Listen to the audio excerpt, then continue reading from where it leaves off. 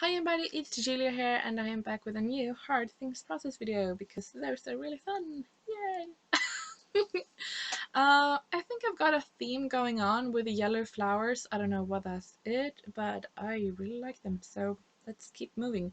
Today we're going to do a layout about this photo. It's a photo of a riding school with a lot of horses outside. And I started this page pulling some 6x6 pattern paper from Maggie Holmes Bloom collection. They are all very yellow and I sort of liking that. I don't know, I have had a really hard relationship with yellow, but I like it right now, so I'm going to go for it. So I'm going to use those papers and also going to use some of the flowers I cut out from the 12x12 paper. Liking that. So yeah, the photo here is, I'm going to tell you what I'm going to do first.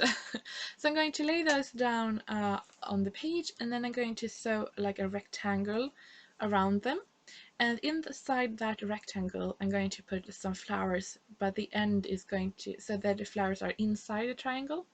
I'm also going to stamp the title, The Road Back, uh, there with the paper project stamps, and all of the projects, oh my god, Julia, all of the stuff or products I used on this layout is going to be linked in the blog post, so you can find the link to that below, where you can find the stamps too.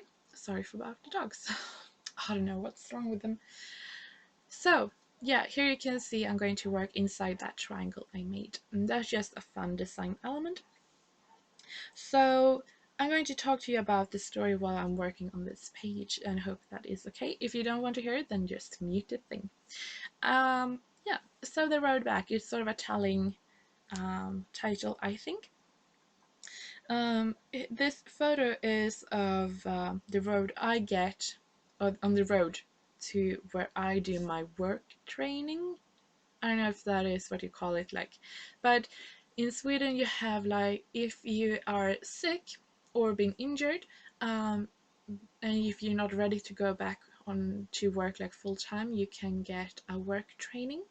And because of my back and because of my fibromyalgia, I am doing work training this spring, summer months, I don't know, whatever. And I'm doing that at a riding school. And yeah, so that is sort of what I'm talking about, that I was so focused on getting back to my old life with the horses and everything, that I was so like, I really needed this place, you know, I really needed to get back, and I was really like pushing to get this place at the riding school, that I didn't really stop to think about how that would be.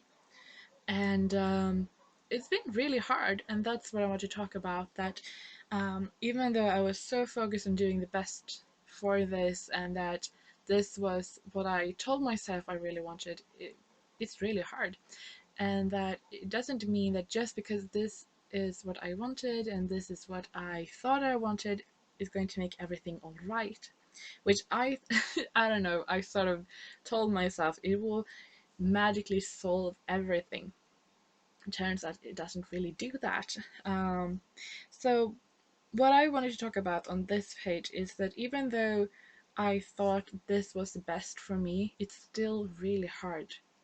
I'm still really tired. I still a lot of pain, um, but I sort of feel that I don't know if that ever will go away. I think that I will have easier and harder periods of life. I think that is fibromyalgia for you, and I am so focused on getting better.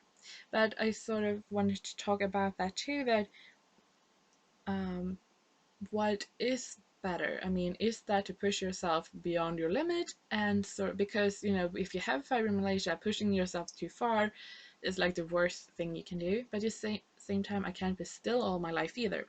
So that is what I want to talk about, that I so badly want to go back to my old life.